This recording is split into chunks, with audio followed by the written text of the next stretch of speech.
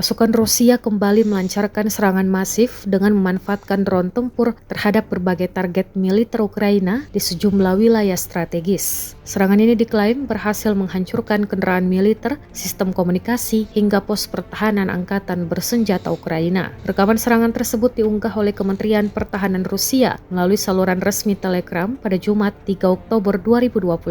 Dalam rilisnya, sejumlah unit tempur drone dari berbagai kelompok pasukan dilaporkan berhasil melaksanakan serangan terkoordinasi di 5 lokasi berbeda. Di wilayah Dnipropetrovsk menghancurkan satu kendaraan militer milik Ukraina. Di arah Krasnomersk menghancurkan sistem peperangan elektronik dan komunikasi Ukraina. Di arah Rostov menghancurkan tentara Ukraina. Dan di arah Konstantinovka menghancurkan pos penempatan sementara kendaraan militer dan personel Ukraina.